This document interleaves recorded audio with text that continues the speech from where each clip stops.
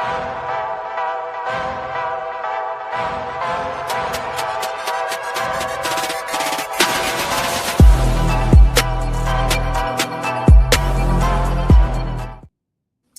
yo, yo, what is up? Hello, everybody, and welcome back to Unscripted Intelligence.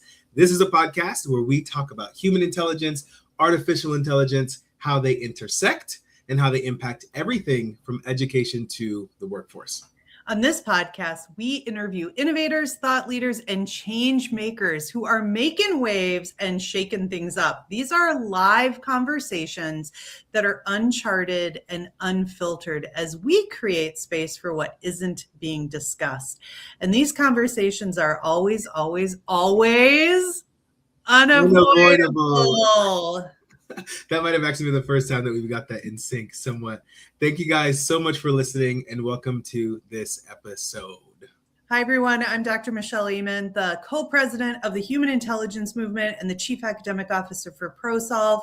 The Human Intelligence Movement is a grassroots organization that is dedicated to ensuring that we all have the uniquely human skills that we need to really succeed, thrive, and flourish in our AI world. And I'm your other co-host, Arvin Ross. I am the immersive learning designer and facilitator for the Human Intelligence Movement, as well as the co-founder of ProSolve, a company that is dedicated to human skills. And this is our Uniquely Human series, and we're starting to round things out. We've got just a couple more episodes where we're really talking with people around what does it mean to be uniquely human, and what are some of the skills that machines cannot replace or replicate as we really focus on reclaiming humanity. Yes. We've been taking this time to spotlight risk takers and rule breakers who are rewriting the rules of leadership in the intelligence age. This is kind of a community conversation. It always is every single episode. So we are going to interview and talk to our guests here live, but we're also going to be having these conversations with you live who are in the chats, who are in the comments, who are watching and are viewing.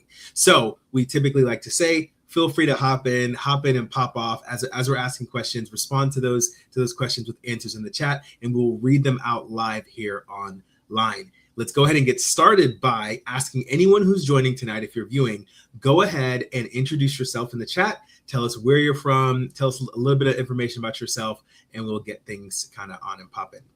Michelle. So, as they start to do that, I have to find out.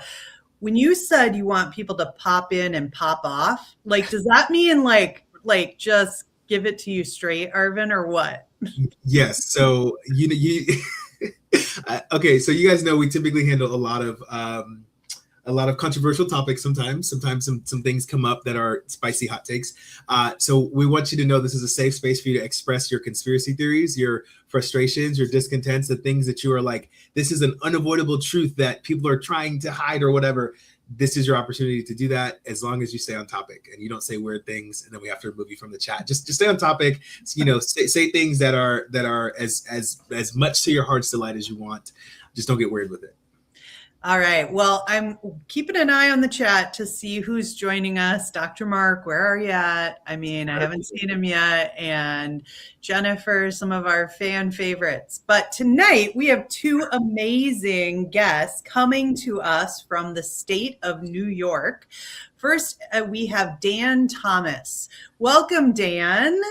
Dan has spent the last 32 years making technology in education mean something. He's a retired teacher, an AI consultant, and the host of the Tech Ed Clubhouse podcast.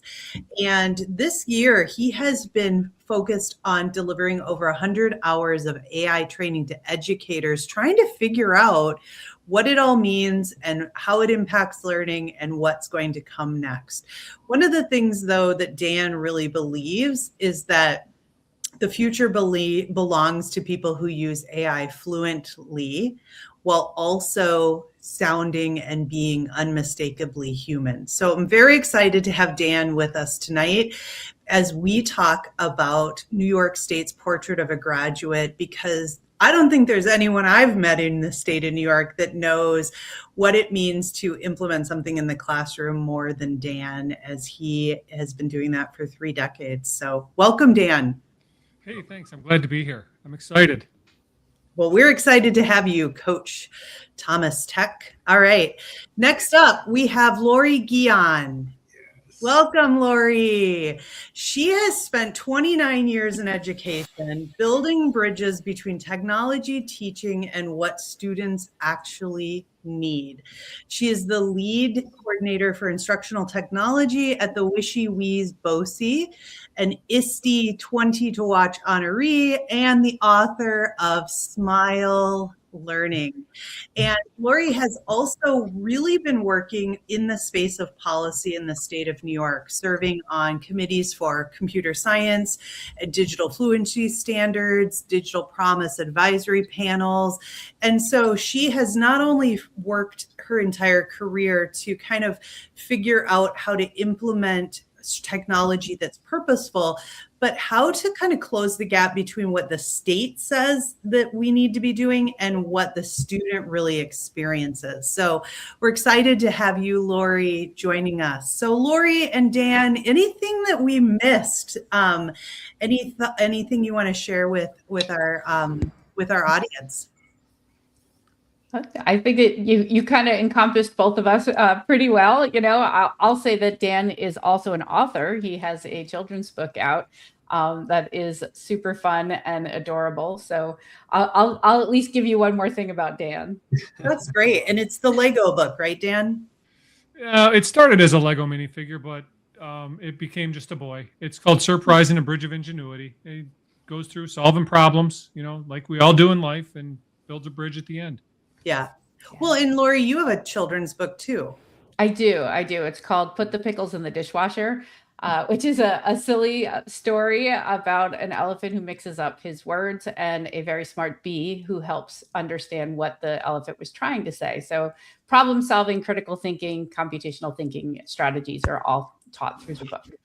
I love that. Like, we've had a lot of authors that we've talked to, and it's one thing to write a book for adults, and it's a whole nother thing to write a children's book. So I'm excited to tap into you guys' experiences and backgrounds. Yeah, totally. We're excited to be here. Well, I see Mark and Jason are here. So great to see both of you. Jason Blair from Columbus, Ohio, and Dr. Mark Zeller from, is it Zeller or Zeeler? Zeeler from Orlando area. So welcome. All right, Arvin, what are you going to kick us off? What should we talk about? Yes, so I just randomly thought about this question to kick us off with. We're talking about Portrait of a Graduate. Of course, we can't think that every single person that watches podcasts will know what that means. So before we kind of do a deep dive into it, I would love it if the two of you could share, with the limitation of one sentence, what is the New York State's Portrait of a Graduate? Give me one sentence to just summarize it up that's going to hang in the air and just hover after you're done talking. Go ahead, Lori. Yeah, I know. I was going to say the same to you, Dan. You go for it. One sentence, really making sure that we're focusing in on the strengths of a student to make sure that they are ready for the world. Ooh, I love that. Let it hover. Yeah. I don't know if I can follow that with one sentence now, Lori. Holy cow. To me, I've always thought Portrait of a Graduate, since I've looked at it, is really, how do we teach kids to think? Right? And solve problems. That's what it's about. It's not so much about the knowledge, but about how do we get from A to Z. Mm-hmm. Well, Arvin, I'm going to put something for everybody to take a look at. And Jenna, I know I'll drop a link here, but this graphic really, well, it is the Portrait of a Graduate. So I think it tells a sentence in itself.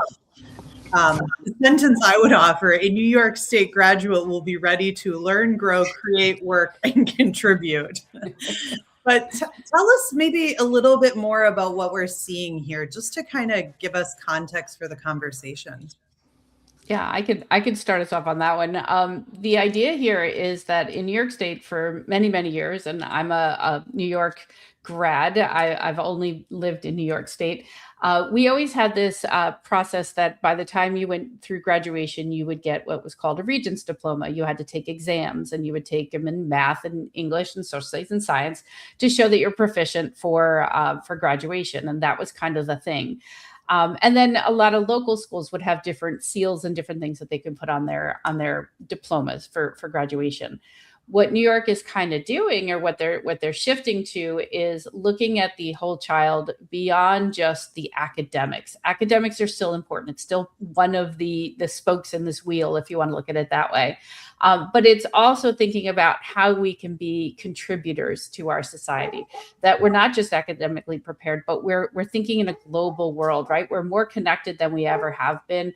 We need to think about how we can be empathetic, how we can make sure that we're ethically appropriate, that we're doing the right things to make the world a better place. And, with all the conversations around AI, that human part is really the center, right? That culturally responsive, sustaining education. We want to make sure that we are making sure that the students are prepared for the world that they're inheriting.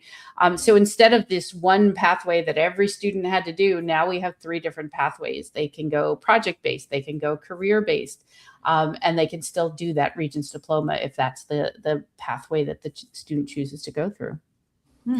What I love about what you're saying is to me, it's speaking to the reality of the intelligence age that we live in. It's the very first sentence that you said was that, yes, that the academics are still important, but it is a method of highlighting the other things, the other skills, the other aspects of a student that are important. And I feel like that so tracks with the career readiness world and with the entrepreneurship world, in that we're not hiring people just based on their academic scores anymore. We haven't been for a while. And what you're explaining to me is a very, very proper response to, I think, a massive shift that happened a long time ago that schools are just now kind of catching up to. Yeah. It always takes a little longer for schools to sometimes catch up, right? We want to make sure we do it right.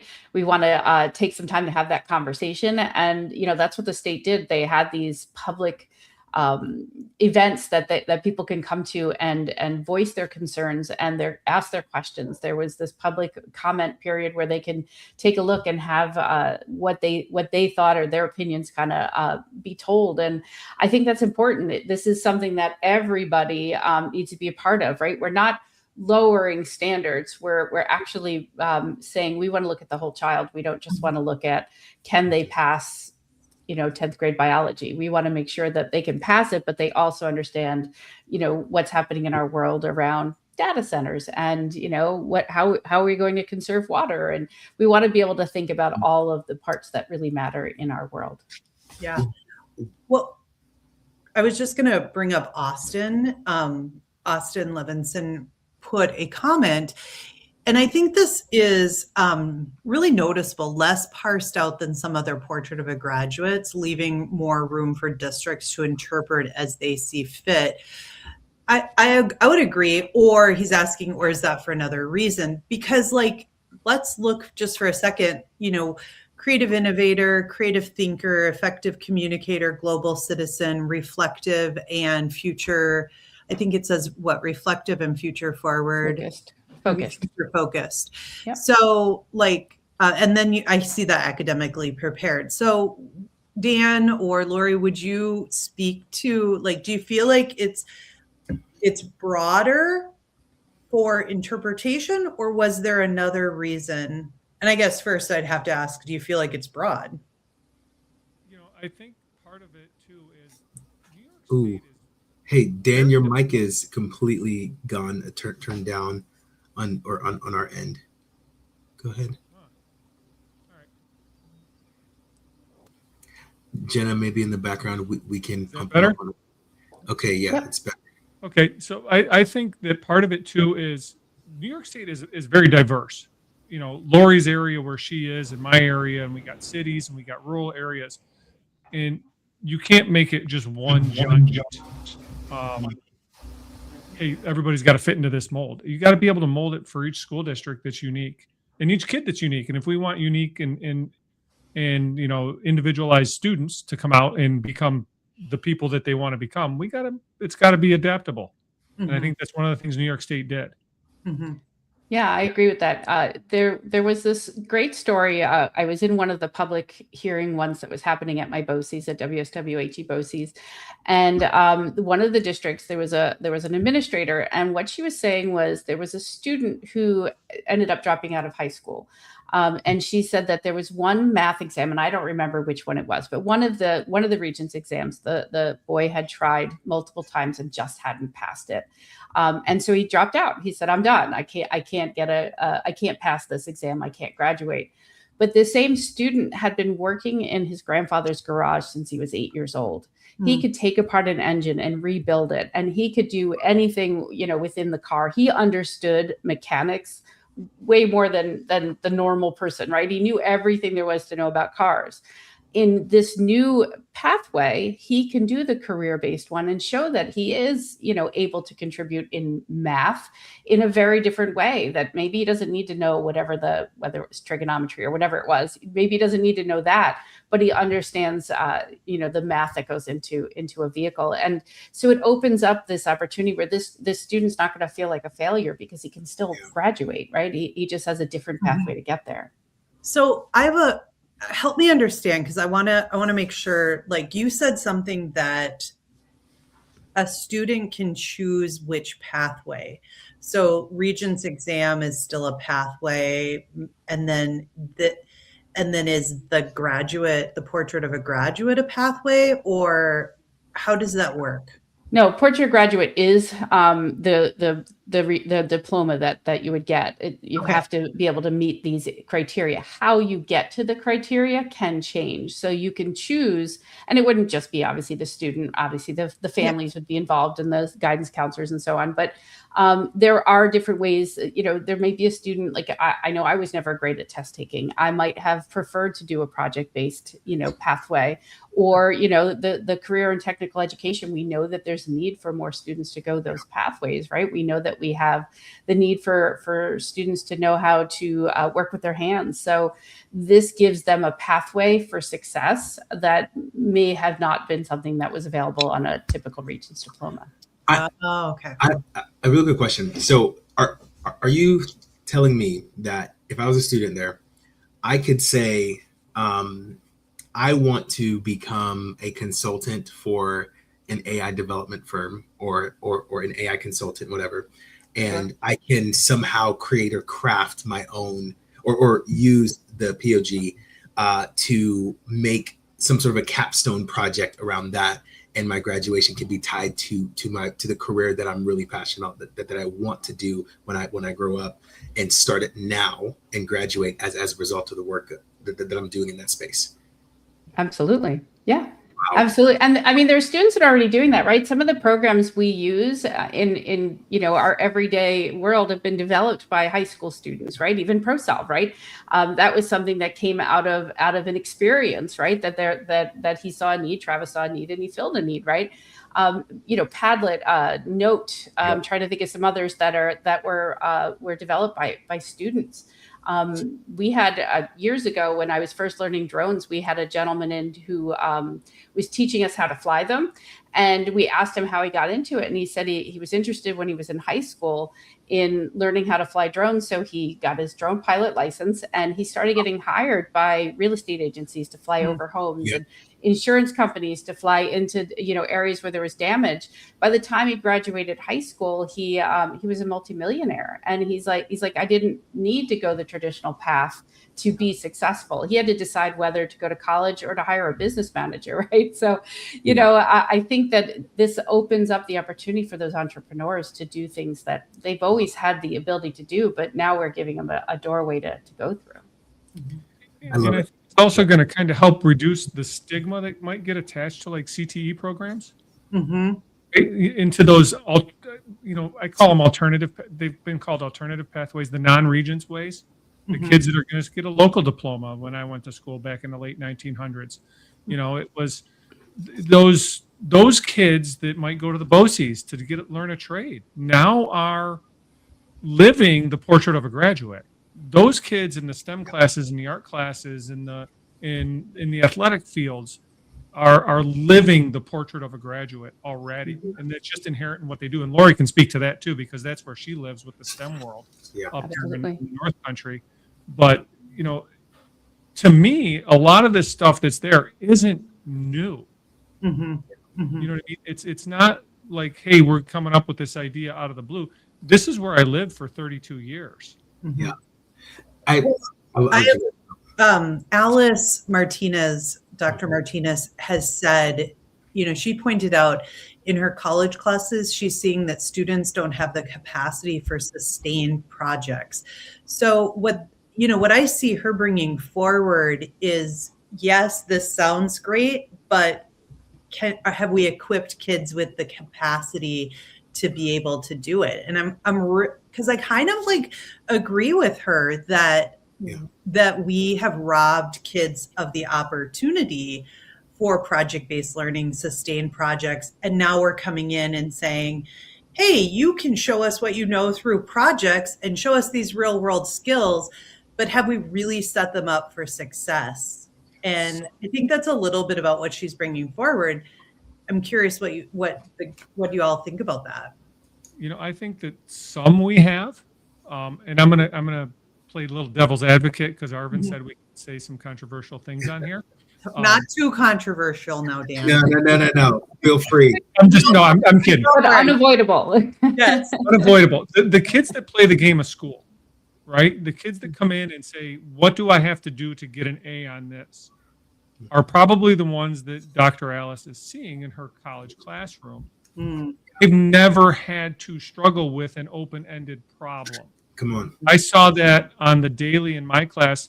The kid that might sit in the back of the math class and doodle and make comments and is, like Lori's, the guy that flew the drones there, Lori's story. That kid, that math doesn't mean anything to him. Yeah. But but if he's outside of school or she's outside of school rebuilding a car, that's a sustained project. That kid can sustain a project. For sure. The kid that's taking the test and regurgitating the information on Friday afternoon, they don't know what the answer is. They don't know what the answer is supposed to be. And I think we've kind of set them up with all this testing to get to that point and to give them the answer so that they can get that score, because that's what you put in the paper. And I think it has to start young too. We definitely were teaching to a test, right? We knew our students need to pass a region. So critical thinking was just analyzing the image or the math problem, that sort of thing. Now we're saying, you know what? There's other ways that students can be critical thinkers and problem solvers, but it has to start in kindergarten. This Portrait of a Graduate is not something you start in 9th grade and think it's going to be successful. It has to start in kindergarten. 100%. That love that early, because I think, oh my gosh, I have so many things. I think oftentimes we think of Portrait of a Graduate is like that secondary approach, and even we've heard states and districts call it Portrait of a Learner to be more whole child. But what I appreciate about New York State is that they have their sights set on by the time a student graduates, they will have these competencies. And what you're saying, Lori, is it starts at kindergarten, pre-K, in order to build those skills. It's not just something you do in secondary to hope that they get those skills met. And I think Jason, something he's bringing up that is a really important point is that oftentimes we focus on the destination, not the journey of how to get there. And I think, that's something I'd love to explore, is what does it mean how do we implement this? How do we move from portrait to practice and create engagement, empowerment, and agency? So it's not just about the end destination. Yeah. That's a great question, because I think a lot of the stuff too that's in the Portrait of a Graduate might not be things that you're going to come in and explicitly teach in class. Right. So I think that some of those skills, like the creative innovator, creativity is a skill. Lori is very creative in that regard. that's a skill, but that's not something that you're going to come in on Monday morning and say, hey, we're going to teach creativity or we're going to teach collaboration. You got to let the kids figure some things out as well, on top of that. So, Lori said it starts in kindergarten. I want to say it's already there in kindergarten. And I want to say we kind of take it out as the kids progress through school, especially in New York. Right, yeah. You know what I mean? Right, yeah. Because our kindergartners and our first graders are inherently inquisitive. They're curious. They want to know why things are doing things, right? And I think we just kind of school them out of that a little bit as we progress through. And I'm hearing you, Dan, talk a little bit about the conditions for learning. What are the conditions that we need to be creating in our classrooms and our schools that allow for creativity to flourish, that allow for me to take a risk, try something, make a mistake, fail, learn from that? That creates that innovation, that entrepreneurial spirit we're talking about. And so I'm really curious about when you think about the conditions for that need to be in classrooms, because I think they look very different than sit in your desk, face the front, listen to the teacher, that kind of compliance-based, we need to prepare you for I heard one of you say it, the regents, like it's a different style of teaching. So what's it look like now? What does it need to move to? So Dan said it right. As far as the younger students, they totally get it. I always say that second grade is like, if I ever went back into the classroom, that's what I would want, is second grade, because they have a can-do attitude and they are so capable of doing so many amazing things. And I was just with a group of second graders last week doing a robotics activity, and the teacher had said, and I'd never met these students before, she had said this has been a rougher year for her. She said the students need a lot more redirection. It's a whole new setup with flexible seating. So it was relearning how to sit when chairs are wobbling and that sort of thing. So she was very concerned about putting them in groups to pick the right groups to work together. And I let her choose the groups. And about 15 minutes into the activity, I took a step back and I said, how's it going? Like, I wanted to kind of gauge where she felt we were. And she said, I've never seen the kids more engaged, more working so well together. They were turn taking, they were communicating, they were collaborating. They were so good at what we were doing. And I think that's what, the traditional classroom is so good at certain things, but when you take a step back and you do something unusual, or I want to say the usual now, right? When you're doing hands-on and you're really making the students kind of drive their own learning through that exploratory and hands-on kind of activity, I think that you naturally work on those skills and you can start to identify, wow, that student's really good at such and such, or that student really works well together. She actually said, I'm going to take these sticky notes and keep these students together because they work really well together. What a smooth activity it happened to be. And Dan, you probably have had the same kind of things happen.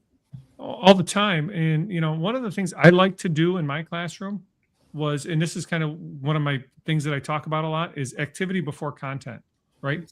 Give the kids something to do. Lori talks about hands-on. My whole life was hands-on. Like we built things, we drew things, we wrote things, we did things. And, so many times as teachers, we front load information. Hey, we're going to do this today, write these terms down. Well, that kid doesn't know what that term means. He has no context. She has no context in what it does. Let him explore, let him fail, let him show him a picture of something and say, what does this mean? An ELA teacher, they're writing essays and they're writing a thesis statement. Instead of putting up a thesis statement that says, this is the best thesis statement ever written, put one up that's slightly wrong and say, what's wrong with it? Discuss, right? It takes 5 minutes. 5 minutes at the start of your class while you're doing your administrative stuff. Yeah. Right.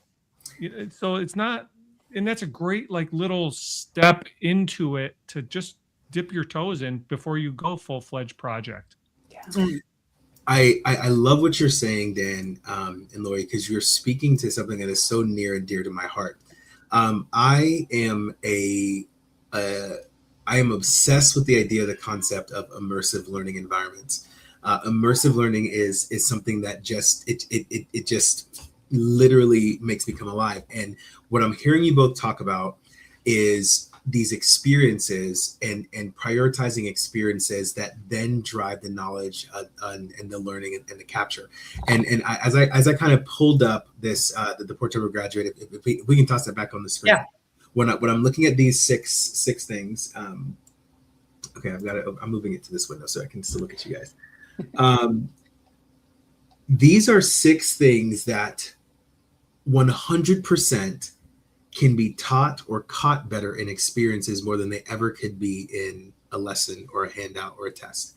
When I look at being a creative innovator, you can teach a student how to create using a PowerPoint, or you can teach them the idea. But if you put them in an environment where they have to create, where they have to be innovative, where you put some challenges in front of them, they're going to develop the skill set that we're talking about. When we look at an effective communicator, can we stand up from the front and teach a student how to effectively communicate by helping them work through the sentence structure? Or some may argue it's possible, but how much more effective is it to put them in a group and have them struggle through how to get an egg not to crack by dropping it from 6 feet tall? Like these are all aspects or skills that I think are designed to be developed in immersive and interactive components. Can anybody speak to that? Yeah, for sure. Dan said that this is what you did every day, right, Dan? For 32 years. 32 years. I mean, I started in the wood shop, for crying out loud, right? So if a kid cuts a board and it's too short, what are you going to do, right? What are you going to do with that now? It doesn't fit, and that's just life, right? I mean, those are just, we're dealing with my microphone issue here, right? That's just we're troubleshooting. We're creative problem solving. We're communicating right here. We don't know what's going to be said. And what does that look like on Tuesday in a classroom? It could be, just throwing a picture on the board and saying, what does this mean? It could be, bringing in the mayor of the village to talk to you about what is civic responsibility. Yeah. One of the things I'd like to do too was Friday mornings get a bucket of coffee from the Tim Hortons down the street and bring in some business people from the district, or if they work in the district, and have the kids talk to them. That's awesome. There's some great communication skills. Yeah. Okay, so Dan, everything you just said seemed really easy, like really tangible. And my question is, why is it so hard?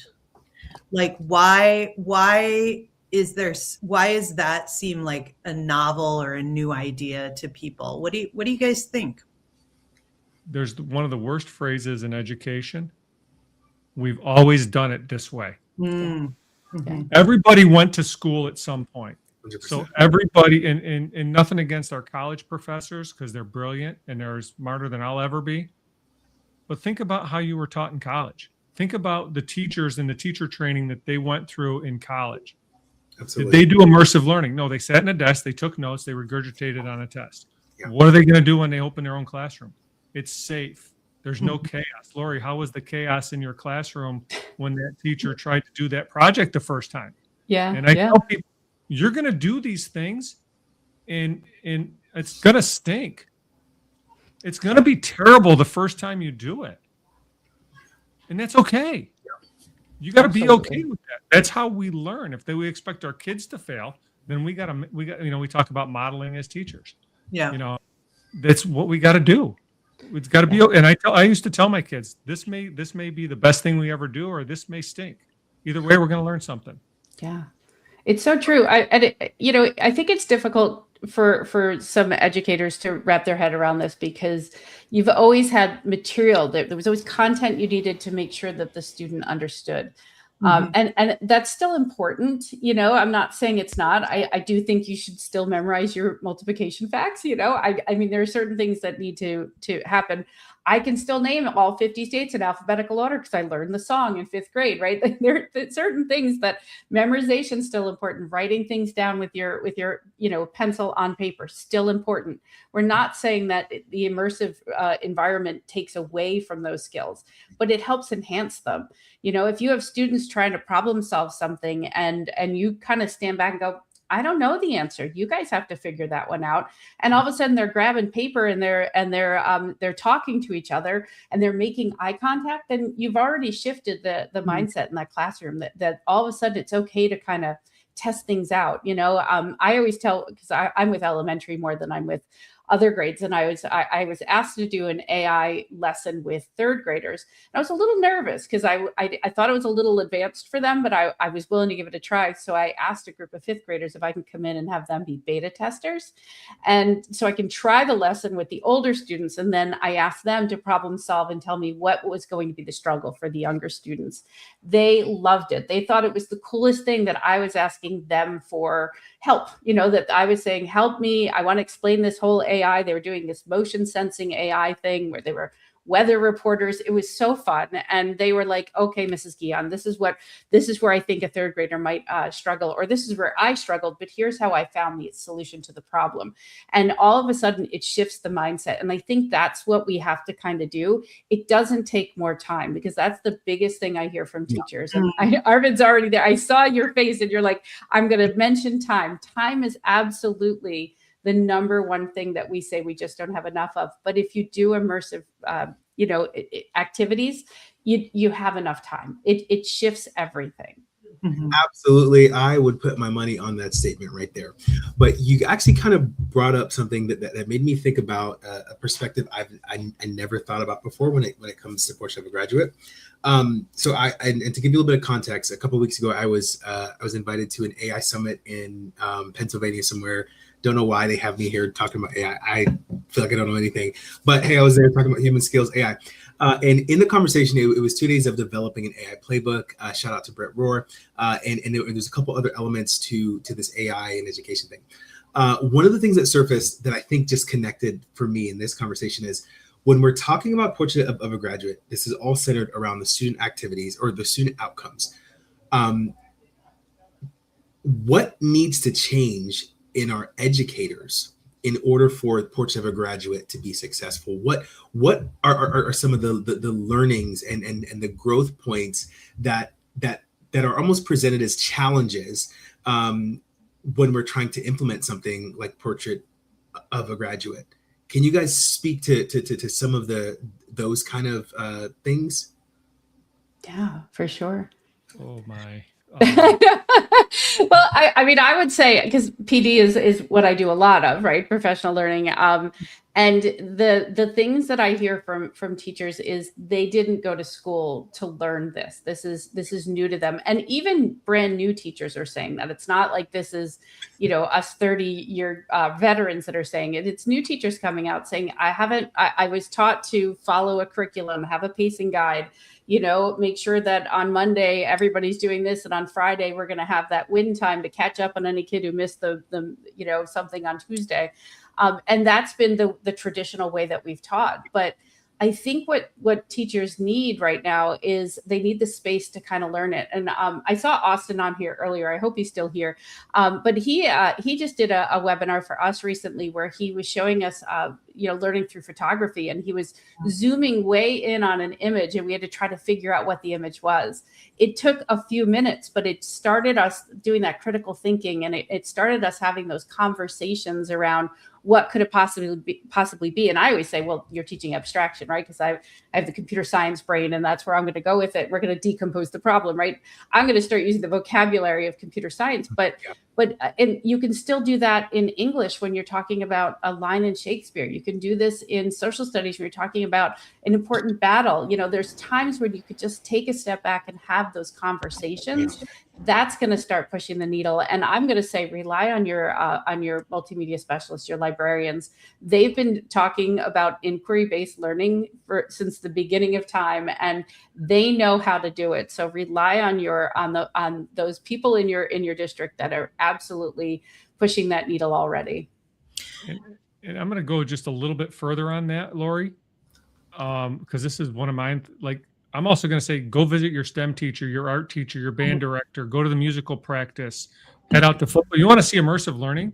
Go to football practice. That coach is out there with that consultant kid, that kid that has a one-on-one aide, and the valedictorian of the class. all on the same practice field, and he's getting those 11 kids on the field at the same time to work together. You want to see immersive learning? Go sit at one of those practices. Go watch your band director direct the band with 60, 80, 100 kids in that room, right? They're doing on top of your media specialists, obviously. But there's where some quality stuff is going on as well.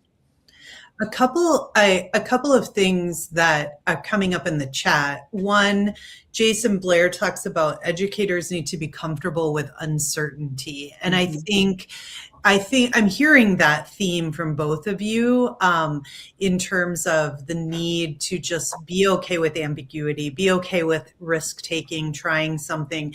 And I do not fault educators today for not being able to do that. I go back to what you said, Lori. We have created the conditions for them to feel like they have to follow a scope and sequence, a scripted curriculum.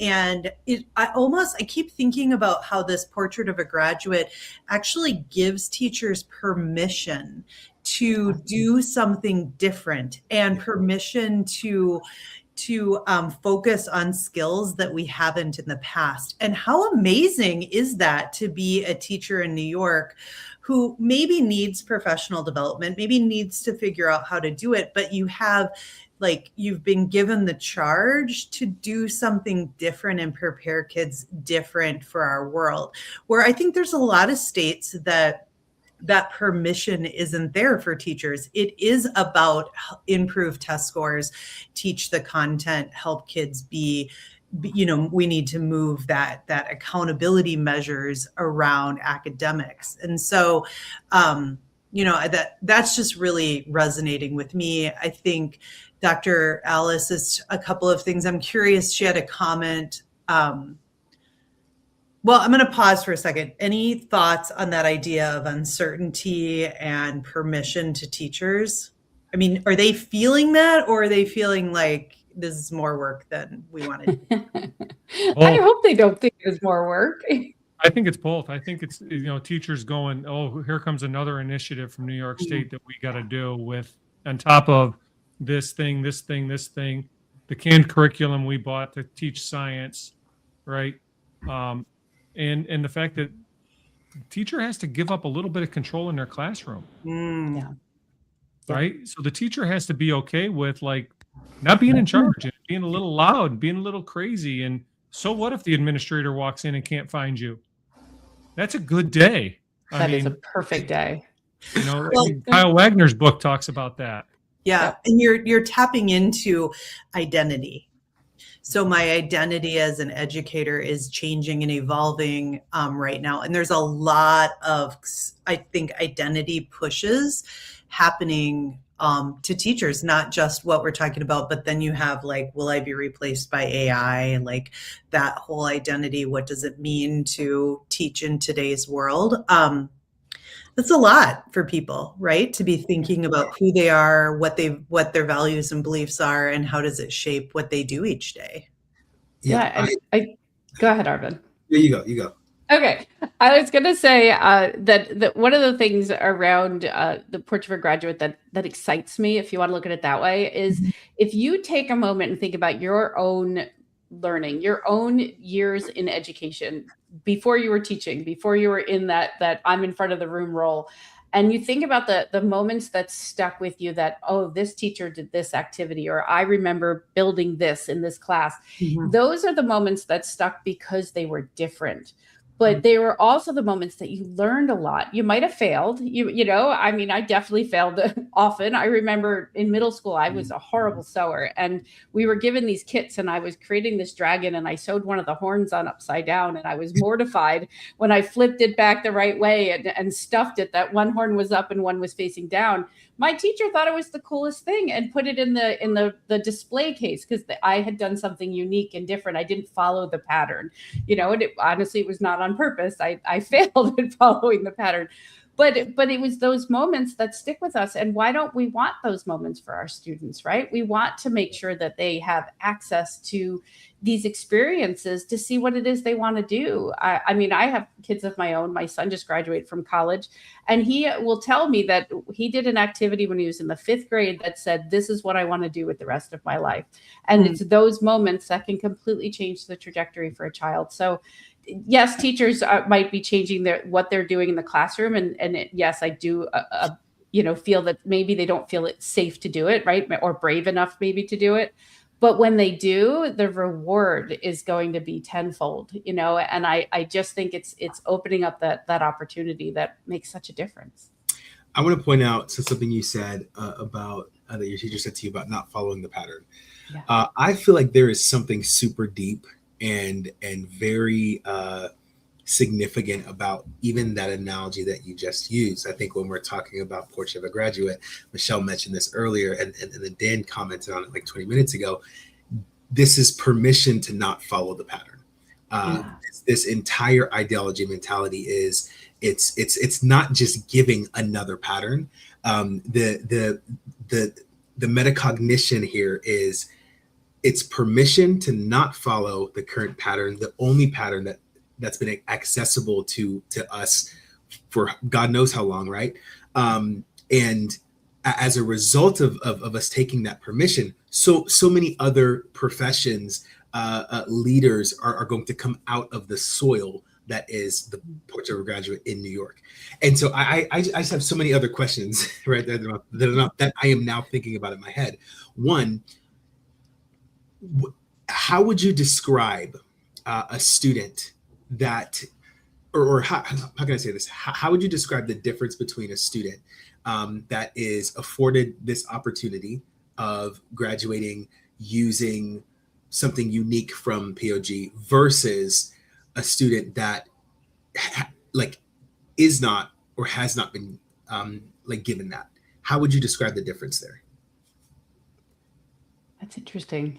I have something that just came to me, Arvin, with that. And so I'll start first. I think I have also a 25-year-old who is really intelligent and passed all the Regent type exams really easily and really well. And he is struggling to figure out who he is and what he can do in today's world because the entry-level jobs that he has been trained for are not available to him right now. And you've heard me talk about that, but he is not prepared to kind of have those human skills, those Portrait of a Graduate skills, to really be able to kind of pivot and change and adjust and adapt to a different pathway than what he kind of thought would be his world. So Arvin, when you ask that question, I think about someone who graduates where the focus has been on the whole child and the focus has been on developing human skills and academic skills. They are much more adaptable, much more prepared to do whatever life throws at them, more than I went to school to become a computer scientist to do this. And I feel like that's how we have put kids on the path or that trajectory, and that's who they were going to be. And I don't know that we've prepared them to be adaptable. Yeah. So I don't know, Lori, Dan, what do you guys think? Before you guys go, I want to toss that question to the audience as well. If you're watching and listening, answer that question for us. Describe the difference between a student who is taking advantage or who has the opportunity for a Portrait of a Graduate to be how they graduate versus one that was not. And then toss it back to you, Lori, and then you, Dan. All right. Yeah, you're right. I mean, when you look at the World Economic Forum and what they want, what they're saying the top skills are, we're not producing those top skills in our students because we, like we said earlier, right? We we worry about compliance, that we make sure that we got them through to the test. And, and it's not at fault to anybody. I'm not saying it that way. I mean, I taught English. I had an exam at the end of the year, but that doesn't mean that I focused only on getting them to that exam. I wanted them to be good communicators in both their writing and when they're making videos and they were doing podcasts, like all the things that you wanted the students to be doing. You wanted to make sure that you were helping them with those skills, right? And I think that the students that are more prepared for the world we have right now are more the ones that typically maybe didn't do as well in a traditional classroom. I think that there is something to that. When Breakout EDU became very popular, I remember going into another second grade class. I spent a lot of time in second grade, and there was a young student there that the teacher said, he's really been struggling with behavior, and she had to step out of the room. So that's why she wanted me to know. But he immediately gravitated to a role where he kind of took over. He was giving everyone their jobs. He was helping delegate like who is going to do what. He was offering encouraging words to each other. Like he was like the biggest cheerleader in the room, and he was perfect for me. And when she came back and I said, "This is what happened," she's like, I'm not doing the right kind of teaching for this kind of student. I need to change my ways, And I think that that's where we're kind of at, is we all kind of have to take a step back and say, are we doing what's right for our students if we're doing that traditional path of what we always did something? Love it. Love it. Wow, that's super. Sorry, Dan. That's super effective of that teacher to think about their own approach and how they're creating learning conditions versus blaming it on the child. So I love that. Thank you for sharing that story. Dan, what were you going to say? That's just everything in a nutshell right there, what Lori said. I mean, the teacher being okay with change, the students being okay with we have to let our kids fail a little bit. We're so quick as teachers and parents to swoop in and save our kids. Right. I remember reading Dr. Peter Liljedahl's book about thinking classrooms and mathematics. And I think it was 4 minutes and 28 seconds. We wait before we give the kid the answer. Right. The kids know that. They know how to play that game. We've taught them and we've taught the teachers how to play the game. And now we got to change the game. Mm-hmm. And all these skills that I think, again, other than maybe academically prepared, a lot of those skills, those 5 other skills on the Portrait of a Graduate, aren't explicitly taught things. Yeah.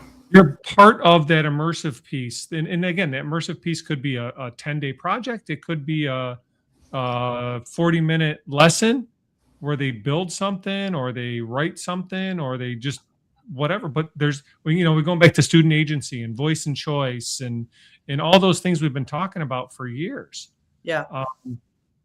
And that's what it's about. And relinquishing a little bit of control and being okay with the mess and the chaos and the craziness. Yeah, totally. I could not agree more. Michelle, do you want to read some of these comments?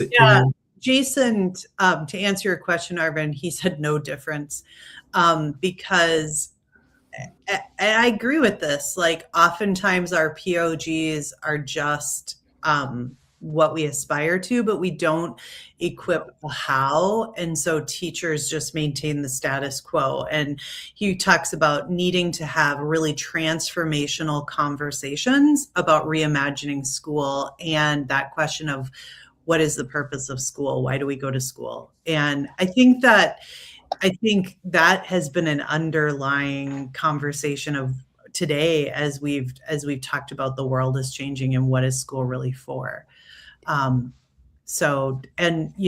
Mark is echoing this permission to not follow the pattern, and that freedom kind of gets at what you just said too, Dan. Yeah, I mean, that is our sound for unavoidable truth time. For those of you guys watching for the first time, this is a point in the podcast where we like to create the opportunity to share what is an unavoidable truth that you have found, discovered, or uncovered as a result of this conversation or orbiting somewhere in this topic in conversation. So, something that's true, that is real, that is fact, that either somebody's trying to hide, or maybe we just haven't noticed it before, or maybe, it just keeps on popping up. No matter what you do, this truth keeps popping up. We want to make some time to share that, not only for us for here, but also you that are watching live in the chat. Feel free to go ahead and type in your unavoidable truth. I'm going to go first. I normally don't ever go first, but I feel like I've got a pretty clear one as a result of our conversation, and then I'll toss it to you three. My unavoidable truth for this episode is I feel like I have gotten a much better idea of what a portrait of a graduate is, and I would challenge the assertion that I feel like I've heard people make, that the portrait of a graduate is just an addition on to some education something. I think it's actually what's always been missing. I think that when we look at our education system, the way that it has been, we see something that's void of true, authentic, immersive learning. And I think that what you all have shared with Portrait of a Graduate is that this has been a missing piece. This is not something that's just magically added and is going to take more time. It's we have found a way to distill in language, in text, in categories, what has been missing in order to actually create lifelong learners. What's been missing in order to create really high value members of society at a young age. So my unavoidable truth is that the Portrait of a Graduate is not something new, or is not something added. It's something that has always been missing. That's really good. Yeah. I'll hop in, Dan looks like he needs more time. I was thinking, we talked a lot about, that this really helps the learners that maybe haven't done that great in a traditional, or maybe have struggled or were disengaged or unmotivated. But I think what's interesting is we mentioned AI, but we really didn't talk about technology at all for the past, 50 minutes. It's not about the technology. It's not about having, like an immersive doesn't mean you have to put on a virtual reality headset, right? It's offering these experiences that are going to help the students wherever they are to get wherever they want to go, right? It's just opening those doors. And I think one of the things we really have to consider when we're thinking about this world of education is there are certain things that you can't not do. Like literacy is still important in whatever word you want to put before literacy, whether it's math or reading or understanding our world. I always say information, AI literacy, all of it, right? Literacy is still incredibly important, but how you teach it and what you do to help your students learn it can look very different, and it should. Instead of teaching to the average, which is I think what we've done for many years, right? We've always said, here's our average student. So this is where our pacing guide, this is where our scope and sequence is going to sit. We need to start teaching to the edges. We need to go, okay, here's a student that's a high flyer, going to do great in the back of the room just by absorbing what's happening in the classroom. And here's a student that needs a lot of support. And we have to teach to both of those and make sure that there's opportunities for students wherever they are, because no two kids are ever been the same. That law of average doesn't exist, so we have to think of it from that perspective. And I think that's what Portrait of a Graduate does, is it allows you to teach to the edges. Teach to the edges. Jason Blair said, his unavoidable truth is that districts focus on test scores because that's what they think parents want. But parents want more meaningful and engaging learning experiences. And so this idea that more conversations are needed about school transformation and what families and communities really want is important. I think that's key to bring up. My unavoidable truth for me, so many things. I think what I am thinking about is that it is so easy for us to name a portrait of a graduate. We basically see the 4 C's on this and things we have been talking about for a number of years. And then we often talk about portrait to practice and how do we teach more inquiry-based learning, more immersive learning, more project-based learning. And we come in with, here's the instructional pedagogy of how to get our portrait of a graduate met. And something I'm taking away tonight is maybe we are focused on the wrong conversation. Maybe the right conversation first is how do you become more, let go of some control in the classroom? What does that feel like to be uncertain as an educator? What does it mean to take a risk, fail, and learn from that? How do you feel if a student, if you do fail at something and your whole class laughs at you? Like, I don't know, like what are those identity questions that maybe we need to start to get to the core of in order to think about who we are as educators and as an educational system before we start bringing in the next way to instruct? I don't know, that's just coming up for me, that I think there's a lot about who we are as educators and what does that mean in order to make this happen. I love it. Cannot agree more. I love it. I love it. I love it. Dan? I'll be short and sweet here on this one, but I think what this conversation's kind of bringing out for me is, I think we're at a renaissance in education right now. If you think about the Renaissance period and the printing press and all that stuff, yeah, I think we're seeing a shift from, and I'm all for tech, right, in ed tech and stuff, but I think we're seeing a shift of pushing devices away, having face-to-face communications, doing projects with your hands and building something.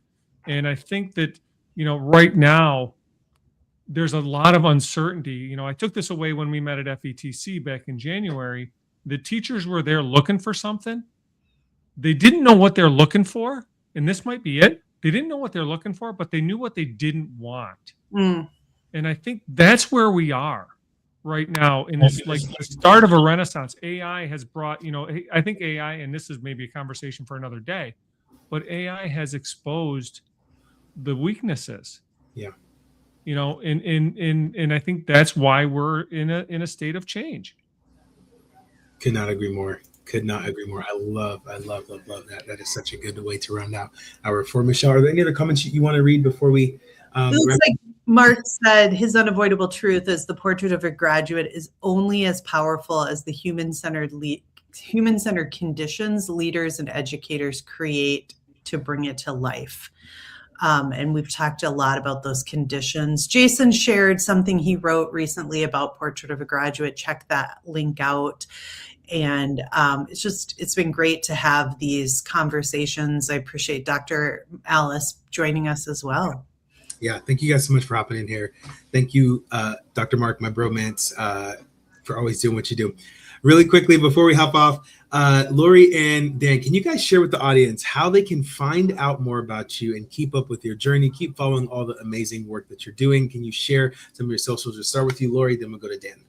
Sure. I'm at Smile Learning on all the socials, and my website is smilelearningedu.com. So you can find me there. Gotcha. Love it. Love it. What about you, Dan? Like Lori, I'm at Coach Thomas Tech on all the socials. Love for you to listen to my podcast, Tech Ed Clubhouse. It's on Spotify and posted on YouTube. I know Lori does a great podcast, the Smile Factor podcast with Dr. Matt up there in the North County. But yeah, LinkedIn is a great place to connect with me. I think that's a great platform for educators right now. I love it. We'll make sure to toss those into the chat and into the description down at the end of this video. You guys can always follow us, the podcast Unscripted Intelligence, at Apple Podcast, on Spotify, on LinkedIn Live, and on YouTube. You can also go to TikTok and see a couple videos here or there. Shout out to Jenna, who is our podcast producer. She is always in the background making things happen. If you want to find out more about how to sponsor Unscripted Intelligence and how to partner with us to share this vision, head over to thehumanintelligencemovement.org, fill out the Connect form to learn more about the sponsorship opportunities that we have there. Michelle, can you tell us what is happening next week and so on and so forth? Next week, we are back-to-back weeks with Unscripted Intelligence, June 4th at 6 p.m. Eastern Time with Miss Megan Freeman and Brian Arnold. And so I'm very excited to bring them together. We're going to talk a little bit about humans at the center of products. So it's exciting. Ooh, I love it. I love it. You guys stay tuned for that. Thank you, Lori. Thank you, Dan. Thank you for all the people who are watching live, who have commented and hopped in here. Thank you guys for hopping in and popping off, or popping in and popping off. And we will catch you guys on the next episode. See ya. Thanks, everybody.